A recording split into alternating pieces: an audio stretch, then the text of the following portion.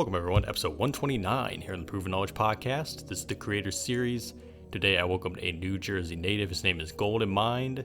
Gldnmnd is a producer and he also hosts the Rec Show podcast where he interviews different producers from all over the world and incorporates their beats into each episode. It was a great conversation today with Gldnmnd, talking about his different influences, people like J Dilla and Gldnmnd who inspired him to start producing back in 2016. That's actually the year I started as well, so I thought that was kind of a cool parallel. We also discussed his love for boom bap and lo-fi sounds and kind of what gravitated him toward the more soulful side of hip-hop in both his music and the music that he sheds light on in his show. Overall, I just love Gldnmnd's work ethic and really just his show in general. The show, once again, called the Rec Show podcast. Go check that out. It's another great podcast. And I look forward to seeing what Gldnmnd is going to be putting out music-wise for the rest of the year. We also talked about the potential of having me on his show eventually, so hopefully we can make that happen soon. But yeah, great episode, and I really hope you guys enjoyed this one as always. So without further ado, let's get into it. So welcome everyone to episode 129 here on the Proven Knowledge Podcast. This is the Creator Series. Today I have an incredible podcast host and producer. I can tell this guy really cares about the quality of music and giving other people an opportunity as well. And I'm excited to talk about his show and his music as well today. Gldnmnd is here. How are you, man? I'm good to go, man. How you doing, man? Man, doing great. And like I said, thank you for, wanting to be on the show. And I know we've been talking about it for a while, and I've been keeping up with your podcast. You've been keeping up with mine and what I've been doing. So I really appreciate the support. And just to start off every episode, we have the guest give some background. How did you get into music? How long have you been doing it? For those that might not know you and what you do. Okay. Yeah, man. So I go by the name of Gldnmnd. I've been doing music for, I want to say since 2016. I've been doing just beats. I was just messing around in GarageBand, man. So on my phone, and then I went to my laptop and then messing around that way. Mm-hmm. And then, what was the other part to that question? Just, how kind of like what got you started, what inspired you to kind of get started in music more than anything? Yeah. So how I got started, man. So, I've been a big fan of like Gldnmnd, Swiss Beats, like J Dilla, like all of these top name guys, mm-hmm. right? You know what I mean? Even DiBiase, and I didn't even know him. I had the opportunity to do his, have him on the show last week, but yo, man, like I was like just watching these guys, and I'm like, well, we have the computers and stuff now to where we can not sound like them, but kind of do our own thing and create and express ourselves. So, I just was like, all right, well, let me use what I have instead of going out and spending, a couple $1,000 on equipment and stuff like that. So I started just getting sounds and stuff like that using, I think I used GarageBand on my phone first, downloaded that, started using loops and stuff. And then I went to GarageBand on my laptop, which I'm doing it on. It's a 2011 laptop, still kicking it. and then I went to Beatmaker 3 for the iPad and the iPhone. And then before I went to Japan in 2018, I got a Native Instruments Machine MK3, but it sat in the box for like, I want to say 6 to 8 months. I was just like intimidated by it. I don't know why I was intimidated by it, but then finally opened that up and then started making some stuff. And I was even using iMachine on my phone too to make my first beat tape, which was Japan Instrumentals. Like that was all on my phone using iMachine, So yeah, man, I'm really like, I admire you guys, like you. All the other guys I have on the podcast, man, y'all's brains and creative minds is bananas, man. Mm-hmm. So I'll be looking out for y'all, man. Yeah. Yeah, that's super awesome. And fellow 2016 beginner there, because that's the year I got started as well in music. So that's kind of cool to hear. And just kind of like the different producers that led you to be like, yeah, I kind of want to try this out for myself. That's a lot of different like DAWs and stuff to get going on too. Because like I've always been just in FL Studio, just messing around. Like I'm not skilled enough to learn a lot of these things, at least not yet. Like one day maybe I will try some different stuff, but I think that's good to hear that you kind of like learned all these different programs as well. And if you ever had to come back to them, that could, be a possibility. I am curious to know because obviously I believe you're from New Jersey as well. And then you Correct. said you Yep. lived in Japan for a little bit. I did read that you are involved in the Air Force as well. So I was kind of curious, did the move have more to do with music or the fact that it was military obligations or a little bit of both? Like talk about, the experience of that and, what led you back here now to the United States again? Yeah, man, it was all military obligation, man. So Hmm. if I would have went over there, if I could have went over there, like on my leisure time and stuff like that, or just traveling the world, I would have did that either way. But yeah, it was military obligation.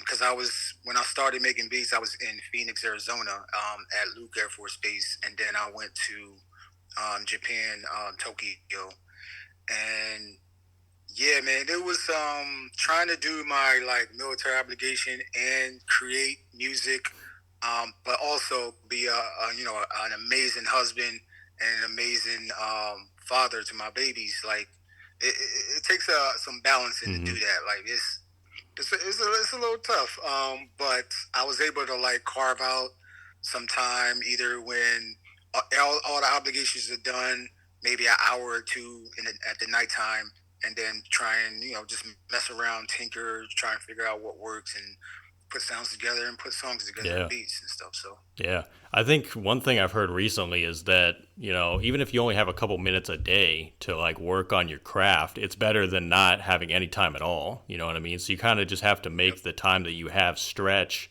And then over time, it starts to build up and the experience it starts to gain, and you just get better and better.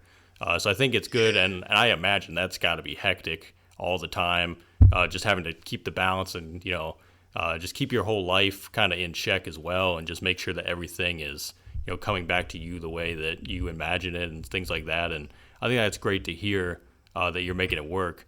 I am a little curious as well about like musical inspiration as far as like just living life because like you said you have a family, you've been at all these different places in the world. Obviously, even if it was for military reasons, like how much inspiration are you getting from just living life and then you're putting that back into the beats you're making and the music you're making?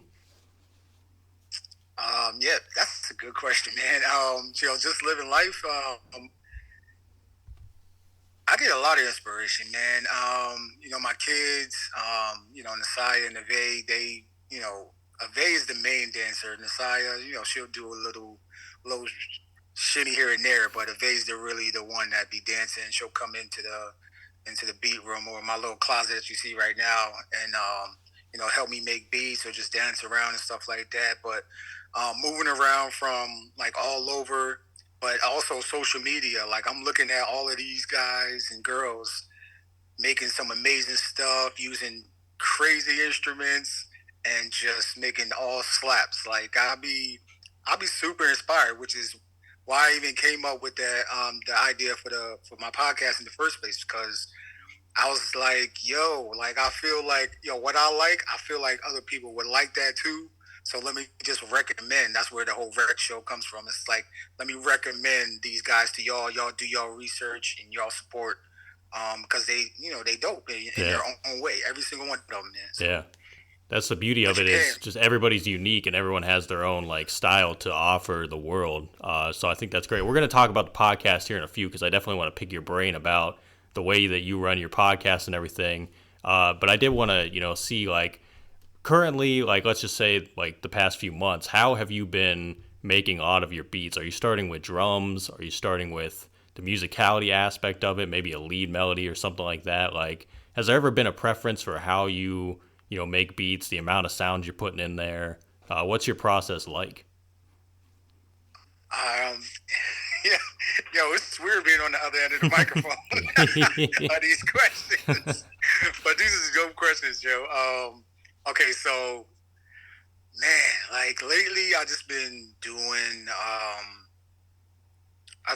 drums first. Like I've been taking a lot of inspiration from stolen drums, Hmm. where he'll find a sample, and then just kind of like tap out a beat with the drums, hi-hats, perks, all that type of stuff. So I've just been doing drums first, and then I'll go search for some textures and stuff like that, and then I'll go main melody and stuff like that. But sometimes it just depends, man. I'll flip flop and start with the melody first, and then build drums around that, and all that type of stuff. But Mm-hmm. yeah, man, it's yeah, I guess it's just how I'm feeling that day. Like, but for like the last couple months, I've been just starting with drums first. Yeah. It's almost like I always look at it as like you got to follow the feeling and the emotion like in the Mm-hmm. moment, you know what I mean? Cuz sometimes you'll get that from the drums and you'll get like the groove and you'll come up and be like, "Hey, I got this like sample here, this little lead. I'm just going to chop this up and pair it with these drums." And then you Right. just end up creating something like totally new and exciting, and it's just great to be able to sit down with like nothing and just build it up into something that people mess with and everything. That to me is like the best part of making beats and things like that. And I know that like you're a big fan of boom bap, lo-fi sounds, things like that. And you mentioned like J Dilla, obviously synonymous with making great classic hip hop, legendary producer. And I know you mentioned some more people, but what kind of led you to primarily focusing on that style of hip hop and beats? Um, to me, and this is just my opinion, man. I feel like it's just the feeling of boom bap is kind of like it's just how I grew up. Like I grew up with Busta Rhymes, Common, At a Tribe Called Quest. Like I grew up with those guys. I mean, but also with DMX and Nas, Jay Z. Like I grew up with a lot of that. So Mm-hmm. I feel like boom bap, and then even the experimental, it's just a feeling, man. That's what I have to stick with that, man. Mm-hmm. It's anytime I listen to it, it gives me that emotion. Like it's just a good feeling, man. Yeah. Like I don't know no other way to Yeah. explain it. It's just a dope feeling, man. It finds a way to capture like the soulful essence of music, especially the people that sample like 70s and 80s music and they kind of make it work like that. A producer that I found, I think almost a year ago, I don't know if you ever heard of him, Apollo Brown, great producer. Oh, Love that's my him. guy. I've been digging That's into my all guy. his back discography and I'm becoming like more of a fan like every day because I'm like, this guy is just remarkable. He does all these albums with different artists and everything, does beat tapes. I'm like, his style is just so good. Like, Yeah, huge man. fan Like of him. he's a Detroit head too, I Yeah. think. So Yep. it was actually now that I think about it, Apollo Brown was another reason why I even wanted to start making beats in 2016 because I saw him um, making beats, and then I listened to some of his stuff on Bandcamp. But then it was also, and I got to give a shout out to MachineMasters.com, man. Like Machine Masters, Machine Masters, Hellfire. They were doing some like it was like a music beat, like um, beat making, like kind of like a what's that? What's the name of that TV that's on YouTube where they just make beats? They go get a record, make the Oh, beats. Rhythm Roulette. Yeah, it was like a Yeah. rhythm roulette before rhythm roulette came out. Mm-hmm. So, and then they also had their own website, MachineMasters.com, where you can go get sound packs and stuff like that. So I became a member. And then they had sample packs that you can get as well, like every week. And then that's when I went down a rabbit hole and I found Jay Field, and he was giving out sound packs. Yeah, man, it Mm-hmm. was But Apollo Brown, like like my favorite Apollo Brown album is probably his most recent one that he just came out with. But um, the one that he did with it's a California MC. Oh man, don't let me go to my Bandcamp, man. I was gonna say I'm trying to think of the ones because I know he did the Joel Ortiz one, the Sky Zoo one. Um, Yeah, the Stally one was last year. That's kind of how I got into his music because that's a dope one I'm a too. big Stally fan. So when I heard that, I was like, this is remarkable. Um, No question. The name of oh the yeah, album is No Locksmith. Question with Locksmith. Locksmith. Yeah, Oh man, man, dude, that crazy. album is like my childhood Like I get goosebumps every time I put that thing on, Hmm. man. That's a goosebumpy album, yo. I had never Crazy. heard of Locksmith before, but then I heard that and I'm like, wow, this is great because it's like storytelling, just very like honest raps. I'm like, and it's pretty short too. I think it's only like 8 songs, so it's Yep. like that's a great album. That's probably one of my favorites, honestly, that he's done. Yeah, man. I know he's There's no doing one no next skip month. albums. I know he's doing one next month with Fillmore Green from Chicago, so that should be a good one as well.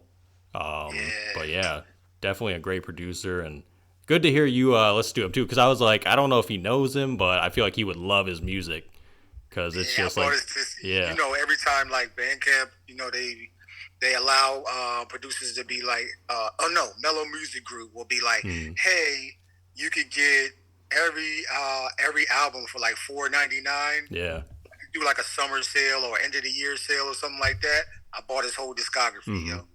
Yeah, so yeah. yeah, man. Yeah, I love Mellow Music Group. Shout out to Mellow Music Group too, man. A They lot I of think great underground artists and producers over there. So yeah, yeah, man. love that. I know you just mentioned Bandcamp, and I know that you use Bandcamp for your releases too. How important has that been? Because I know a lot of people, especially producers, prefer Bandcamp because you get to keep more money. You can have the opportunity to sell merch on there. Kind of just create your own little brand through their website. So like, how important has a site like that been to what you've been doing? So Bandcamp, man, like when I found it and I found out like, the average person can actually just sign up for an account and then put their music on it, I was like, yo, that's game changing. And then all of the tools that they give you as well is like who I don't know no other platform that's doing that, yo. Hmm. So shout out Bandcamp, man. Like there be a lot of talks on Twitter, Twitter Spaces. I know like Brain Orchestra be on there a lot. It's some other people that be talking about how resourceful Bandcamp can be if you just tap into all the tools that they offer and stuff like that. So when I figured, hey, how can I release my music? It was Bandcamp first because I thought majority of the rest of the world was going to be on Bandcamp, but that's Hmm. not the case because a lot of people are consuming music through streaming, Spotify and Apple Music, Yeah. Tidal, all that type of stuff. So I was like, okay, um, let me put a good portion of my stuff on Bandcamp, and then whoever like really wants to support, they support, and that's direct money toward to me. Hmm. Bandcamp gets their cut just for they got to, Yeah. but for the most part, like Bandcamp has been priceless, man, and they keep updating certain things as well, so they not staying stagnant. They getting better. I know they signed a deal with Epic, so I don't know where that's going to go. I think it's probably going to go like video games, metaverse type of stuff. But yeah, man, Bandcamp is priceless, man. Yeah. Shout out to Bandcamp. It is crazy. It's still kind of like a slept on platform. But I think you're right. It's more for almost like the real core followers of what you're doing. It's almost like a Patreon type deal where like only certain Mm-hmm. people would, get in there and support on that level. And I think it's good to have that alongside, like you said, the streaming stuff because I think a lot of people they only want to focus on the streaming, but it's like there are other, ways to get money through putting out your releases and things like that. And Bandcamp is one of the biggest ones that I found that's definitely helpful. So I do want to get into your podcast now because obviously you mentioned it earlier. The Rec Show podcast, obviously, great podcast. It's kind of how I discovered like you and what you do and everything, and just started checking out some episodes. I think I found you through hashtags on Instagram, and I just thought it was great the way you incorporate music in there. You incorporate the beats in there with the interview and everything. So talk about, like in a brief summary, just how this whole thing got going, and just kind of what was the learning curve, going from just being a producer to also being a podcast host as well. All right. So yeah, the virtual podcast that was basically like it was just like I had the idea just dropped on me. I think it was like 2020. That's when we're going through the pandemic and everything. People on Bandcamp, all right, let me create something, because I didn't. I was into podcasts, but I didn't see or hear anybody doing what I wanted to do. So Mm-hmm. I was like, all right, let me just do this, and incorporate the music, because I feel like if you know the artist and you listening to their music, you get like that whole picture Mm-hmm. type of thing, to where it makes you want to go and directly to them, to their social media, see what they got going on, follow them on their, social medias and stuff like that, and support them that way. And I feel like that's my contribution. Like, I can't buy every album, because I would buy every album that I hear, um but that's my little contribution to like hip hop, man. And that's Mm-hmm. like, because I just love hip hop, man. Hip hop's been a part of me since I've been alive. So um yeah, man, it's like I feel like, and another thing, man, I feel like um some of the music podcasts weren't like really digging into who they are. They were just talking about money, money, money this, money that. You know what I mean? Mm-hmm. Like, and I'm like, yo, a lot of people are not in it for money. They're in it to express themselves, to be involved in the community as well, when they're making their music. Or some people are just doing it just to be like a stress reliever and stuff like Mm-hmm. that. But whatever the reason, I was like, yo, these are some dope artists. Let me find out how I can help them. If I can't always buy all the albums and stuff like that, even though when I first started, I tried to buy every single album for the show. But I can't do that, because that was putting me in the red. So I started doing that. So I started putting a podcast. I started on IG. I started like the first 2 episodes on IG, and then I was like, yo, I can't do IG, because it might be, my girls will pop in anytime. And then I went to Twitter Voice. I started recording it in Twitter Voice, but before I did that, I was recording it in GarageBand. You know how you can just shift around all of the Mm-hmm. files and stuff like that, and then I started doing it like that. And then I was like, well, everybody ain't got Twitter. All right, let me go and figure out another way. All right, let me see on Bandcamp. Okay, let me put it on Bandcamp, see how many people can get with it. People started getting with it. Okay, let me try and get a wider audience. Let me get a distributor for the podcast. And then I started looking into distribution. I know when I started looking, um, what you're on, I think Anchor. You use Anchor, right? Yeah, I use Anchor. Yep. So I was looking at Anchor. I was looking at Buzzsprout. I was looking at Spreaker, and I was like, all right, which one can my budget afford? All right, it was Buzzsprout, and then they started adding more and more stuff to it too, and then I started doing it that way, and then. But as far as learning curves, man, I'm learning every episode, man. Mm-hmm. Like there's certain things that I can do that I didn't even know I could do, and then it's kind of like a level up type of thing inside the video game, when you know it, you learn a new, like, yo, there's a hidden thing right there. Like, yo, I didn't even know that was there. I've been playing this game for years. Like, that's every episode, man. I just do Mm-hmm. that, man. So Yeah, man. Well, I just want to say, congratulations on it, because it's a great show and it really caught my attention like from the first time I heard it and everything. And I think that what you're doing is remarkable, giving people a chance and just, letting them get their story out there. And I agree with you entirely, because I think when I listen to podcasts, even if it's a podcast I've never heard of, I usually want to hear like a story behind things, you know what I mean? Whether it's about a song or the person's life or kind of what made them want to get started, things like that. It's kind of just like you like to inject the personality in there, both from the host and from the guest as well. So I think that what you're doing is great, and just like you said, having the music incorporated, where you do get that full story at the end of the day, and it's almost like you're living this brand new experience. And I think it's cool because for producers, you don't always get to hear the voice of the producer, so it's almost kind of like you're telling that story in that way over the instrumentals. So I think it's super unique, and like you said, it's always a learning curve, because I feel the same way with my show. It's just like, I feel like a few years ago, I would have never envisioned even doing a podcast, but it's kind of just like putting yourself out there in these situations and everything, reaching out to the right people, and then just seeing where it goes. And you do just learn every single episode. And definitely keep it up, man, because you're doing great things with it. And I'm always going to be here to support what you're doing, both with the music and with the podcast. So I just want to say, congrats on it, man. Thank you, man. Likewise, you're Mm-hmm. doing some amazing things, keeping it positive. You every like when you even on your IGs, man, where you just be posing questions. I'll be like, damn, I ain't never think about that, like, so it's like, I love what you're doing as well, man. So Mm-hmm. anytime I can, I always try and shout out, your podcast, and that's how we supposed to do anyway, Yeah. man. Like, what I mean, not just like it's not a competition because you're doing something different, I'm doing Mm-hmm. something different. You know what I mean? But we can help each other grow, like, and Exactly. merge audiences and stuff like that. Yeah, man. Exactly, man. Definitely. So I do, we got a few more questions, but I did want to ask first, is there anything else coming up before the end of the year? Obviously, we only have a few months left in 2022.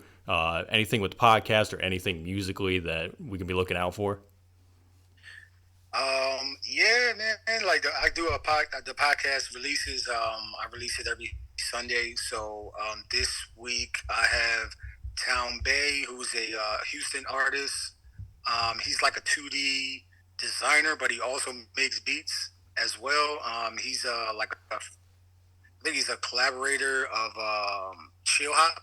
Mm. So I'm interviewing him actually tomorrow, and then I got like Dusty Ohms about to be on the show. Like there's some heavy hitters about to be on the show. I'm trying to get Mons Rock. So whoever's listening to us and y'all know Mons Rock and Flip a Beat Club and all that, tell him I'm trying to get at him, But as far as music, I was working on music right before we hooked up. I'm trying to put out like one or two more releases. I wasn't trying to be in a rush for like Bandcamp Fridays because it didn't sound right. I didn't want it to be a rush job, Mm-hmm. so it'll be like one or two more releases, and then yeah, man, just keep it up with the podcast, and then I'm trying to put something together for the Texas area for San Antonio for beat makers. I was talking to my wife yesterday about the idea, so um, yeah, so if you in the like San Antonio area, hit me up, and then maybe we can collab on it and bring it to San Antonio. Because right now I feel like San Antonio don't have it, but everybody has to go to Austin, Texas, for like the music events and stuff like that. So I mean, even though I'm like 45 minutes from Austin, I still like why not in San Mm-hmm. Antonio? Because I know it's people making music in San Antonio. So yeah, that's what we doing for the rest of the year, though. Yeah. Well, looking forward to all that, man. It's great to hear that, you're kind of looking out for that community as well and just trying to build something up and something new and fresh. So that's very cool. Last few questions here, and these are ones I ask on every episode. The first one is if you can go back 10 years ago, maybe give yourself a piece of advice, or maybe not change anything at all, what do you think you would do? Man, that's a that's a dope question.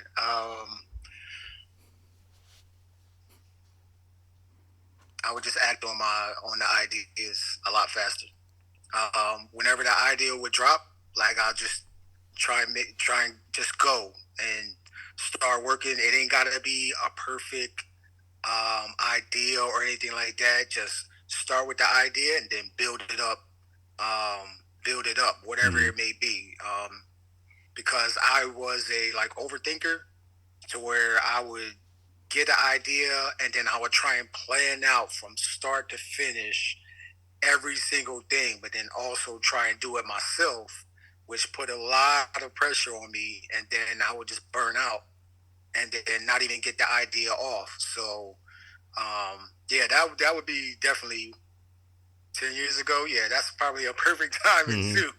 to where I can implement that, man. Just you get an idea, all right, write the idea down, and whatever you're trying to do, like look it up because YouTube University is always Mm-hmm. 24 hours, 365. So somebody is either written a book about it, did a video about it, is doing a podcast about it, or anything, man, and just go and Mm-hmm. do it, yo. Yeah.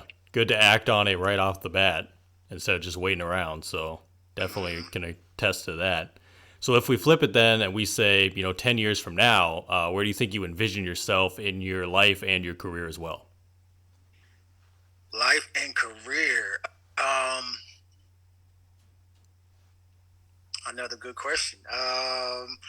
Well, I'll probably be, what's this, episode 162 for you? 163? 129. 129? Yep. Dang. Okay. All right. So I'm only at 60. It'll be 68 this weekend. Probably up where, I'll probably be in the like 600-700 episodes with different beat makers from around the world for the podcast. Getting better at music, performing. That's one of the things that I have not done is perform my music live. I would be nervous as crap, but I feel like every time I've done anything and gotten out of my comfort zone, I've like gotten the best things from it. So performing is definitely going to be another thing. Just trying to be the best dad I can be. Right now, being back in San Antonio, I'm like seeing a lot more of my girls and my wife too. So just trying to be the best dad, try to be the best husband, try to be the best man I can be. Yeah, man, a lot more peace. Being at peace and bringing a lot more peace into my circle as well. The last couple of years for pretty much everybody's been like hectic and they're probably super exhausted and stuff like that. So I feel like that would definitely be one of the things I'll be working on from now and into the next 10 years. I don't know. Who knows, man? I might be in videos with the podcast. Yeah. But I'm like doing one step at a time right now because, I start with what I have and then I'll work my way up. Yeah. It's definitely hard to look ahead sometimes too. You don't want to look too far, but it's definitely good to have the goals in mind. And it's great to hear that you have a lot of things already kind of in the back of your head. So it's great to hear. So do you have any final words of wisdom today for the listeners? For the listeners of the Proven Knowledge podcast, man, y'all stay tapped in. My man's doing some amazing things. Anthony, man, you're doing some amazing things. So first of all, I want to say thank you for even wanting to have me on the podcast because, once you shoot your shot with somebody, like somebody could say no or it's not the right time or, anything. But, man, I feel like this was, I ain't gonna say long overdue, but I was like, yo, you want me on this podcast? Heck yeah, So I told my wife that I was gonna be on it. She was like, oh, word? Okay, because she don't even listen to podcasts, but she said she was gonna listen to this one. So I was like, all right, bet. But yeah, man, for everybody that's listening, stay tapped in to the Proven Knowledge podcast, man, and just soak up the jewels. And as far as your like personal health, like take care of your mentals, man. You gotta take care of your mentals, and I ain't gonna say like be extreme about it or anything like that, but just take care of your personal mentals. Everybody ain't trying to be saved. Just save yourself, man. Save yourself the heartache. Take care of yourself. Take care of your music, man. Create the best music that you want to make. Put it out, man. Stop hoarding these beats, not podcasters, but beat makers. Yo, stop hoarding these beats. Get these beats out, man. You create them, put them in a project, put them out, man, for the world to hear. Because other than that, they're just going to be sitting inside of a room in a hard drive and collecting dust, you know? So, yeah, that's my advice, man. And thank you again for having me on the show, man. Man, no problem, man. And the feeling is definitely mutual. Everyone go check out the Rec Show podcast. Go check out what Gldnmnd is doing. And man, I appreciate your time today. We'll do this again very soon. I'm very sure of it. We'll be in touch, man. Yeah, man. I appreciate you, man. Thank you. Thanks, guys, for listening today. That was episode 129. We'll be back this time next week. As always, hit the support button on your podcast streaming platform if you'd like to send any funds. And feel free to leave us a 5-star rating if you enjoyed today's episode. So we'll see you then. Thanks, everyone.